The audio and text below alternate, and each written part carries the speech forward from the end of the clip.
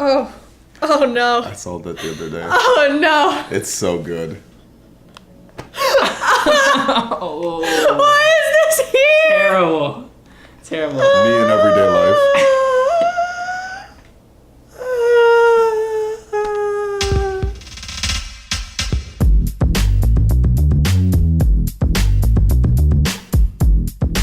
Welcome back to Can You Not? We have everyone here together. It's been a long time. We've been very busy. I was doing stage crew for Dangerous Liaisons for the Cleveland State University Department of Theater and Dance. So yeah, I was running around backstage carrying dead bodies off the stage doing things. It was good.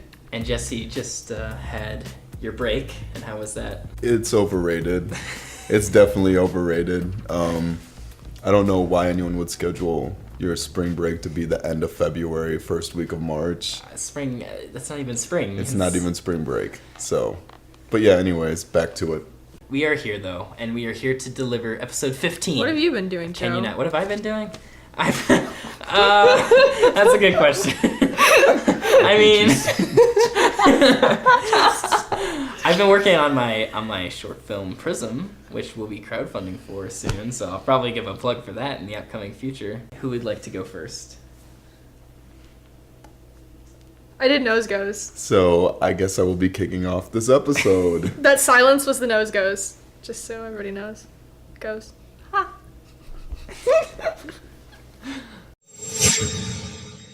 Yesterday, March 7th? March 8th. Yesterday's March 8th? Yes. Okay. Yesterday, March 8th was International Women's Day. You stole my topic. And Damn it. The reason why I bring this up is when we talk about days that are commemorated towards certain genders or like racial minorities or ethnic minorities, whatever the case may be, the argument always is, why do they have this day? Why do they have this allotted space and time? When we look at these days, we see it as, I think, a space to honor these people, but at the same time, it brings in the reality, the limitations that these people go through each and every day. So like when people talk about, why do we have a Black History Month? Why not have a White History Month? Why is Hispanic Heritage Month half of one month and half of another?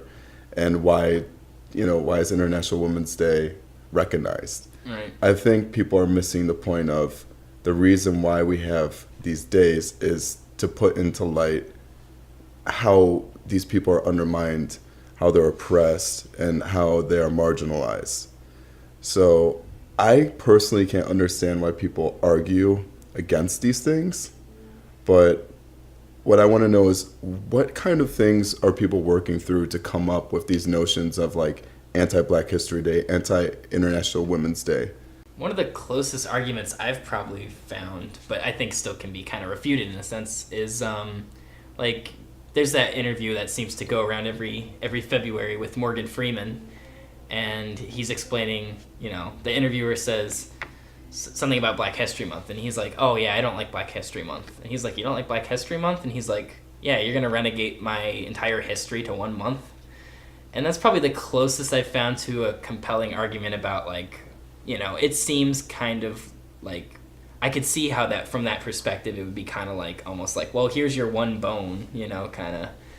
But I think, given the fact that, obviously, the intention over time has been to propel those sides of our history that we're less comfortable with, such as, the mistreatment of minorities, the mistreatment of women.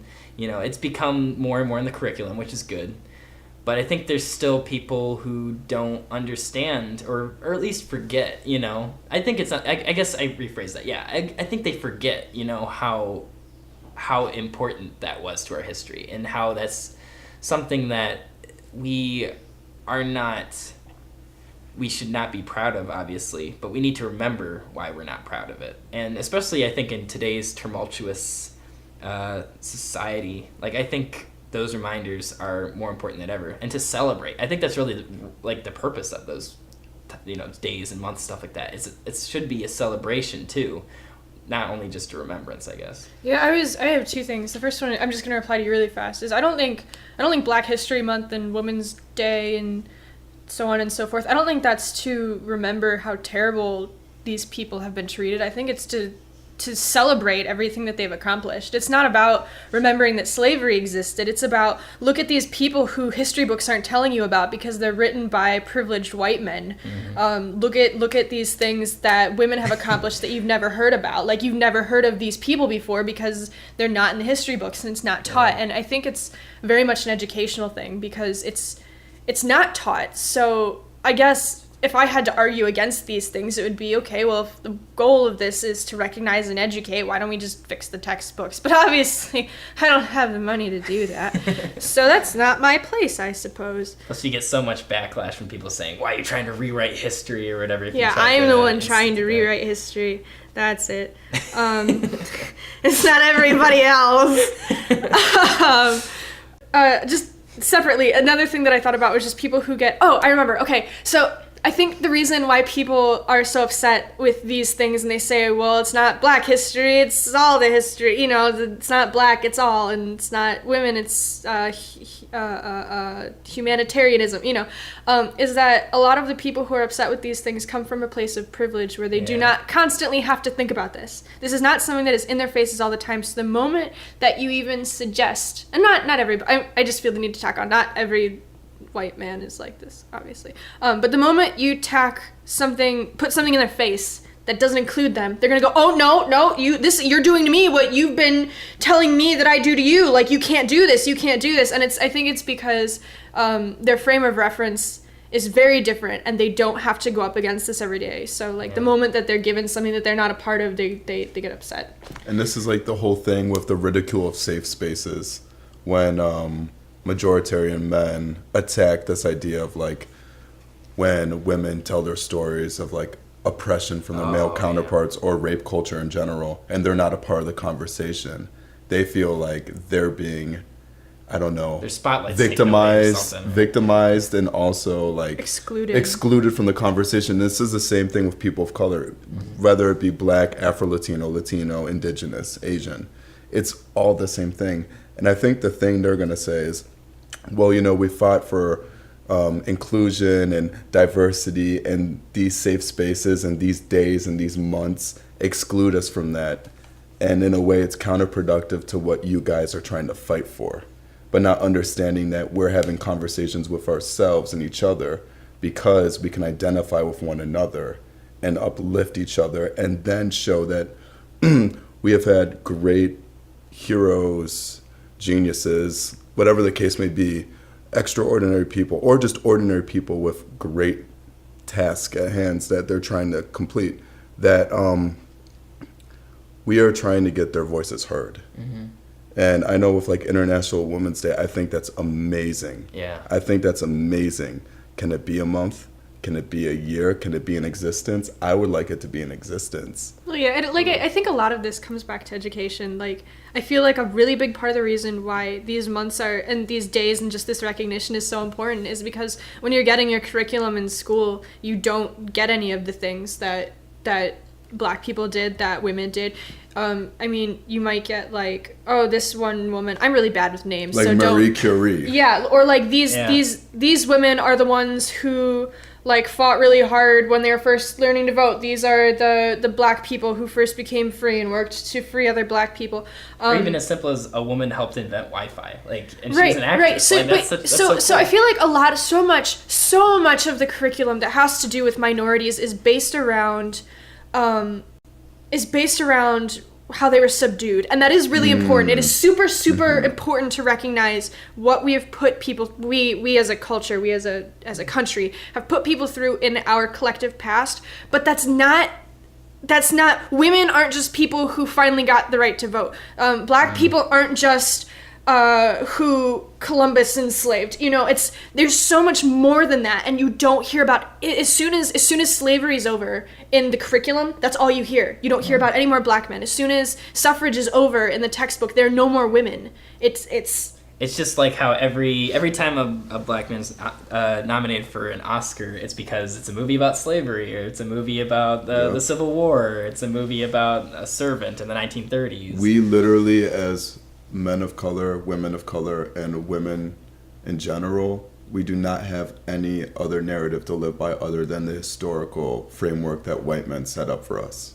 Especially black people. Especially black people have to fight with that, like, because really, and that's why I think these months are important. It's a shame that it's not as loud as it should be like that, and that you don't hear as much as, or at least I don't, as I would like. But it really should be framed as a celebration, because everybody else, like, just all the other scientists and things, like we're taught about Thomas Edison, we're taught about, I mean, Nikola Tesla is obviously just a huge thing on the internet, everybody knows who that is, like Neil Armstrong, like just the president, pretty much almost every single president up until like 8 years ago, you know, it's just we're celebrating these people for the things that they did, but we don't, the intelligent, important, powerful women after the suffragists, and the intelligent, powerful, important black men and women after slavery and after overcoming those things just aren't recognized. And I guess that's my whole thing, is it should be a celebration. Oh man, I have so many more things I want to talk about, but that's such a good topic. What a great ending point, though. Yeah, seriously, like perfect timing too, right up there. You know, you were just saying before, we were saying before the podcast, you're like, well, I think I have something to talk about. You're like, you know you're gonna kill it, Andrew. Like, you don't even need to pretend. Such a liar all the time. Why you always lying? I'll go next since Joe's topic got stolen. I knew it would happen one day. I was waiting for it. I'm actually surprised it didn't happen sooner. That's what you get for making me go first. Yesterday, I read an article. The title of the article is Why We're Wrong About Mass Shooters. And I thought this was super interesting because this topic has come up before when we've spoken about gun control. And the idea is that I feel that, or at least I did feel that, a very diplomatic and intelligent way to respond to gun control, or guns in general, and all the gun violence that we have, is that funding needs to be put into mental health of people. Like, I thought that was a very diplomatic, intelligent way to go about this. But this statistic is only 12% of violent crimes committed by repeat offenders are preceded by psychosis. And this idea is that, the idea that the person who wrote this article is trying to present is that we are using mental illness as a scapegoat for violence, which is something that I had never thought about before, because it seemed to make a lot of sense to me that it was a mental health thing. Like, that's why these people are going out and shooting people. So putting more money into mental health for these people would be a way to effectively handle it. But when you phrase it that way, that we're scapegoating gun violence on this ambiguous mental health, people who need mental health umbrella, it really does seem very generalized, and that doesn't really seem to be the answer. And I was just trying to think, then, if this is not the diplomatic answer, I don't know what to make of these conversations that we've already had. It's bizarre. And so I ended up looking up mass killings, like, why do mass killings happen? And a lot of, when people talk about mass killings, which is 4 or more people, it's usually about gun violence. Like, we need to ban guns, we need to regulate guns. Well, a third of mass killings between 2006 and 2010 didn't involve guns. They died in fire, they used a knife or a blunt object. They only used handguns. So everybody's saying we need to ban assault rifles. Like, that's not most of the problems that we're having.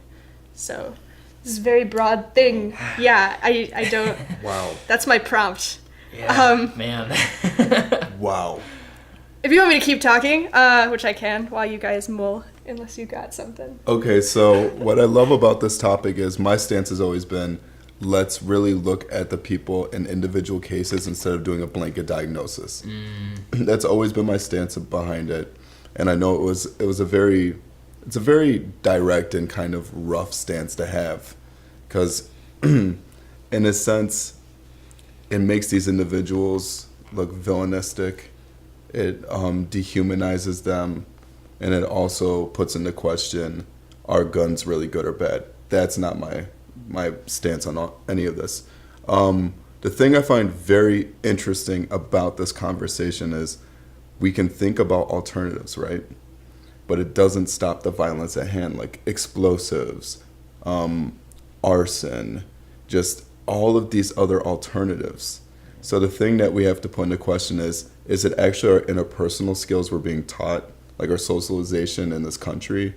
Is it in question like socioeconomic divides between classes? Is it apparently wanting more and not being able to get anything? Is it the relation between us as people, not actually the weapons themselves? Like power distance. I find that to be one of the reasons why we have such violence, and gun control can't end that. Right.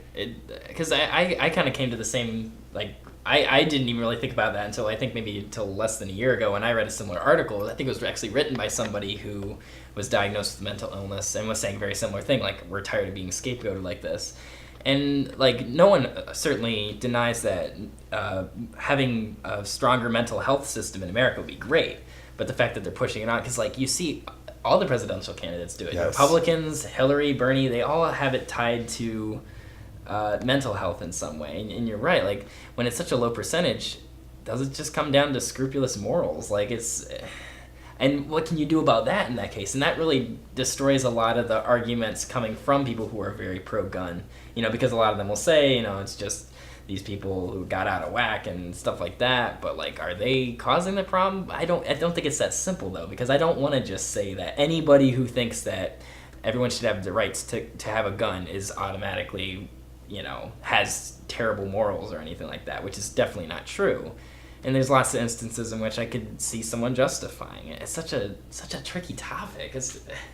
I think it's interesting, Jesse, that you said, is it the social thing? Because that was actually one of the other, I was researching this today. That was one of the other articles that I found, is that somebody was actually saying, well, I guess very generally you could say mental health, but it's not depression, mental health. It's just overall the people who you usually see doing these mass killings are usually white guys, and they are usually have this like lone wolf mentality. They usually feel like it is them against everybody else, and they don't have good interpersonal skills, and they do feel like they're completely ostracized from their entire social group, from their entire community. So they get this, certain people have this bitterness, and the way that they do it, that they release this like anger and that they express that when in this case is violence, and that isn't the only way that people react to being ostracized, but it's this combination of things. It's the combination of bitterness towards the people who you feel reject you, on top of I mean, I'm sure media has something to play, but when the media is reporting, I use the term media very broadly, when there are reports about these mass shootings, it's never, there was a mass shooting today, 4 people were killed. It was, this was the biggest mass shooting since this was the most people were killed. So it turns into this, you see that and people report about it. So as somebody with these really intense isolation issues, seeing this as a way out, I feel like that's part of it too. But I just thought that was super interesting that was the first thing you said, because there was this huge article about that I read today. And that is, I don't know how we address that. I don't know how we fix that, because that's not something you can throw stuff at. What we need to do is from early development, like in elementary education up, have I think more inclusive environments. Teach these teachers to understand the detrimental effects of bullying and what it will do twofold to people as they mature. And the other thing I think we really need to like look at is schools are getting rid of the arts. And let me tell you, for those outcasts, like me, myself, like me, like the rest of us, like all of us here, we all found like who we were through clubs, through artistic. I'm an engineering major. I would probably not be able to communicate without theater. Like, if we're being real, like. And like for me, I was in choir all the way up till 8th grade, and then in high school I did mock trial, which isn't the arts, but it was still an additional club, and they keep defunding all these things. Well, it's such a tricky thing because, I can see people's arguments about like, oh, well, we have to make budget cuts, so we gotta make them somewhere and stuff like that. And it's easy to look objectively and say like, well, the arts aren't really important. Like they don't really run society. They don't, But like, if you really look at it though, like think about how much art really does. Take a step back from your capitalist nonsense. And this isn't even me trying to be like hippy dippy, like, oh yeah, arts are just gonna solve everything.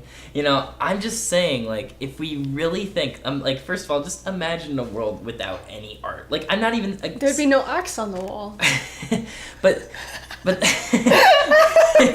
yes, our mascot, our second mascot out of two. Stop. You're in your dad. Oh my god. But you need a picture of my dad on the wall.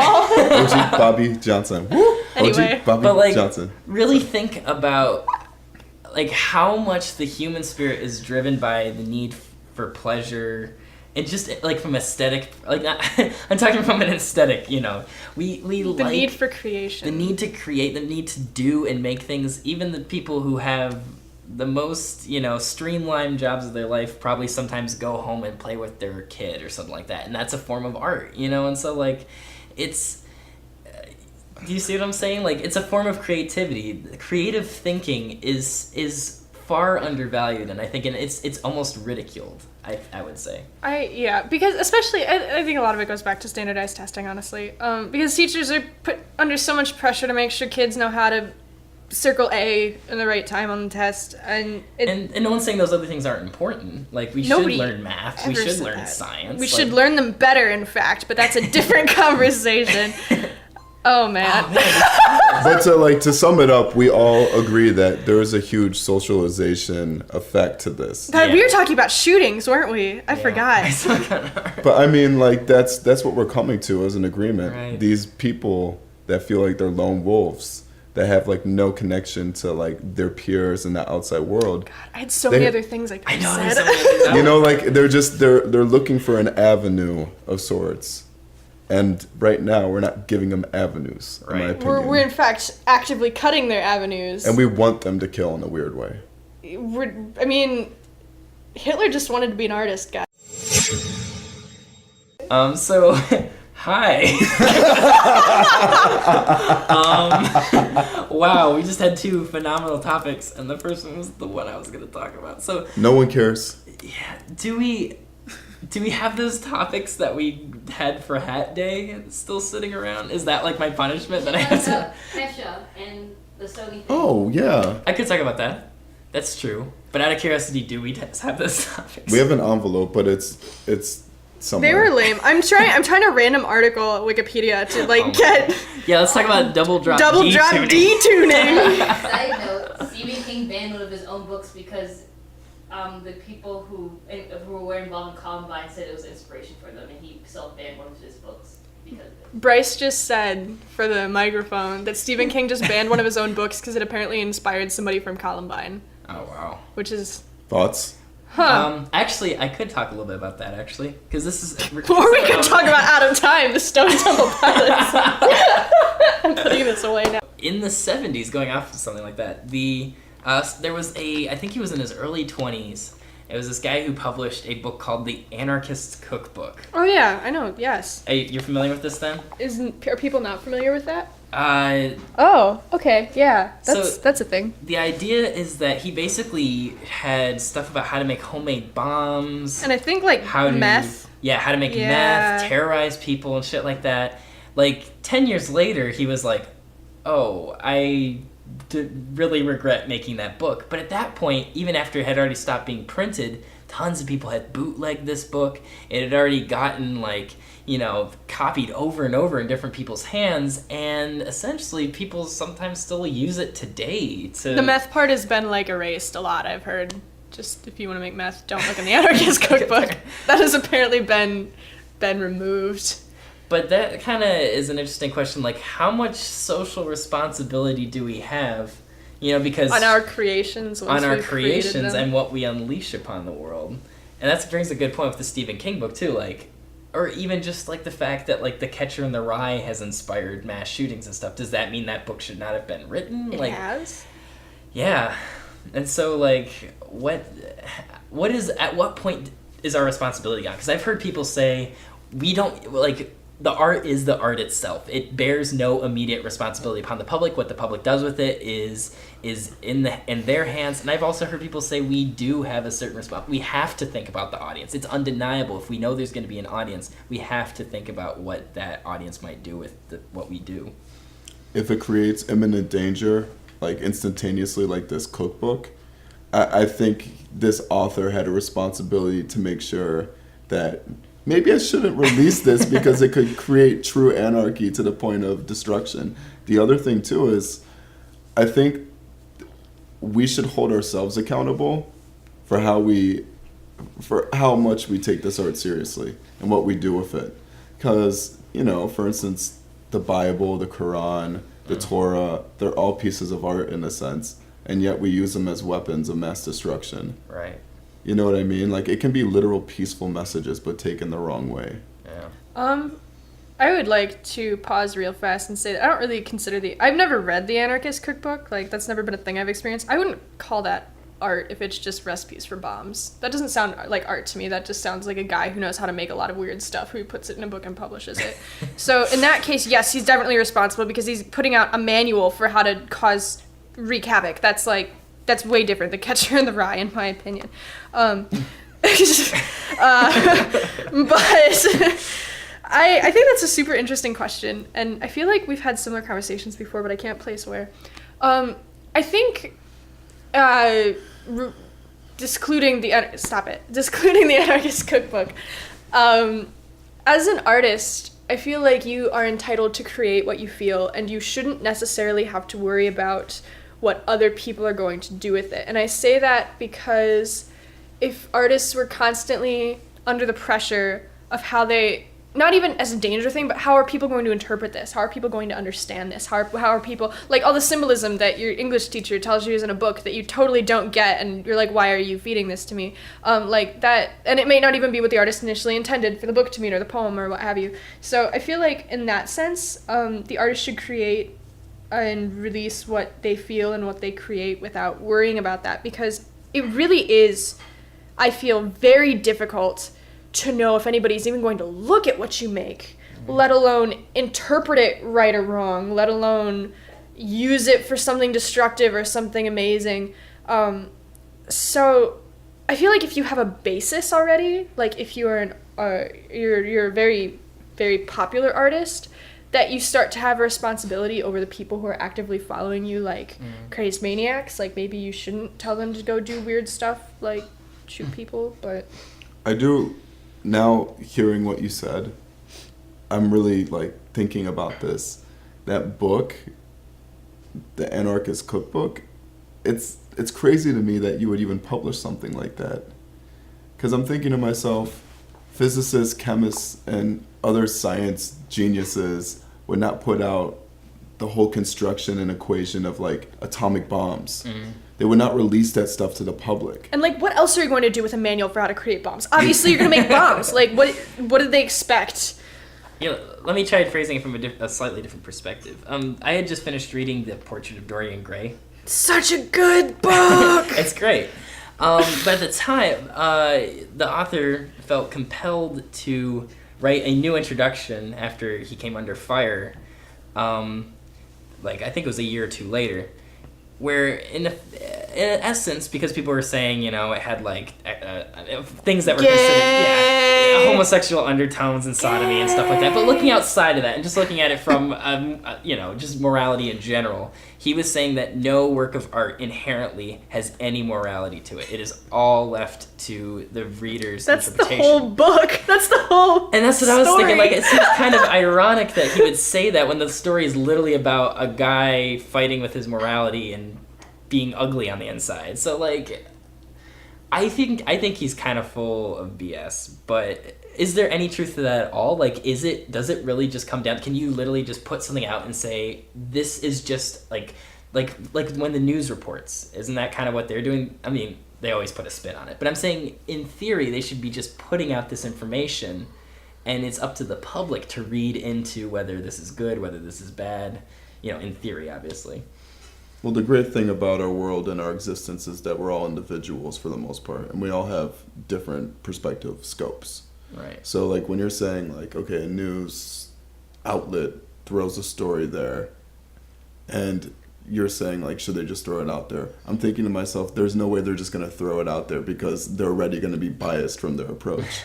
And the other thing, too, is we all want to brand ourselves in some way, like with our intellect, our ethics, our beliefs, our values. So when it comes to, like, you know, digesting a piece of art, and it could be just saying, this car is red, you know what I mean?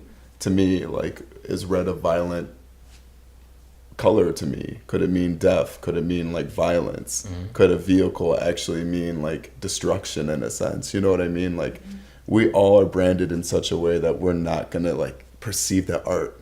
So I guess this is weird. This is really weird to come up with, but I guess in a sense the person that's creating it, they have some responsibility, but I guess it's all on us. I think a really big thing that I feel like we're trying to say but we're skirting around is that art is a form of communication. Art is a way to convey something.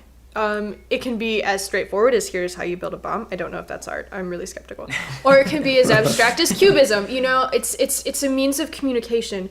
And I think what gets lost in translation is what exactly you are trying to communicate. Not with the Anarchist cookbook. That's very straightforward. But but with other things, it's really, really difficult, I think, especially when you are communicating something complicated or you're communicating in a way that is not just a word. You don't, like, if you could say this car is red and call it poetry, which is valid, I guess, it could be, or you could draw some weird car-looking thing with splashes of red everywhere and say this is a car, and other people are going to look at it and go, no, that's not a car at all. And it's a form of communication. It's a way to interpret and reinvent reality. So I feel like it's very, very difficult, at least for some artists, to control what people do with what they release. And I think that's really important for say so yes, I don't think that, like, Beyonce should tell her fans to go kill people, like, because that might, like, bad things might happen because this is very straightforward and she has a cult following, but like as far as The Catcher in the Rye, you know, that's just because the guy who killed John Lennon, I just Googled it, just because the guy who killed John Lennon understood Holden Caulfield, that doesn't mean that that's what the artist meant, and that's not necessarily mean that that's what other people understand from that story. And I guess you get into the question of, like, how much does the author even determine the morality? Like we were saying in the case of Dorian Gray, the author, whose name is escaping me, but anyway, like, in the case of him, like, he was attacked because it was seen to have homosexual undertones. So, like, yeah, at the time that was, like, completely taboo and that was terrible. Oscar Wilde, yeah. But now we look back and it's like, okay, actually that was nothing. So he didn't really have a big moral responsibility because now we perceive that as being, you know, completely normal, you know? So, like, does when you get into questions of who determines morality, I think that's really where it starts to get iffy too, I guess. I feel like the responsibility of morality does not fall upon the artist. It falls upon the people teaching those understanding the art. And the ones listening to this music. Turn it off. Good for on the fly topic. Yeah. I have to thank Bryce for the initial inspiration. Thank you, Bryce. Bryce and her cheesy potatoes. She gave a thumbs up. How are the potatoes? I'm done. Man, I'm so done. That was some wall-to-wall conversation this time. That was around. some fire podcast. How much longer for your dad's ride to remember? I don't remember, which is super funny. I think it's in July. Let me double check. Oh, so we still got time. No, okay, yeah. So if if you have money and you want to do good things with it, then you should give my dad money because he's doing a Ride to Remember, which is this 3-day bike ride in North Carolina. I don't remember. God, I'm a terrible person. It's in July. I see now. It is in July. It's in South Carolina. I was close. Basically, he needs to. He's riding with I think my mom's cousins. I don't know how they're related to me. but my great uncle died of Alzheimer's, so they're doing this ride to benefit Alzheimer's research. My dad needs to raise $500 in order to participate in the ride. He does not get any of the money. All of the money goes to Alzheimer's research, and he's not yet reached his goal, but he's working super hard. He like freaked out because Joe gave money, and he was like, oh my god, is Joe eating this week? Like, is he okay? We can give him some of Uncle Bill's like bacon that we brought home, like, dude, which is still I haven't told you that. That's an offer if you want some bacon. I'm vegetarian. Okay, yeah, I thought so. But like, yeah, my dad is so grateful for anybody who can give any amount, even $20 or $5. He would probably be super excited. He would be so excited. He's really cute on Facebook. He'll like share the podcast and be like, these guys are the best, and it's just it's great. He's a cool person, and he's our biggest fan and mascot. Yeah. Shouts out to Bobby Johnson. One time. So yeah, that's my very long push. Please give my dad money for Alzheimer's research so he can do this bike ride. Nice. Yeah. Definitely do that. Do that. What did we learn today? What I learned today was days matter, months matter, we matter, but also the idea that voices are heard and historical frameworks are dismantled, and that these people that are being celebrated within these days or months of existence, that their existence persists. Mental illness is not an umbrella, especially not when the problem is society. Nice. It's gonna be my album name. The only anarchist cookbook you should be using is Paula Dean's.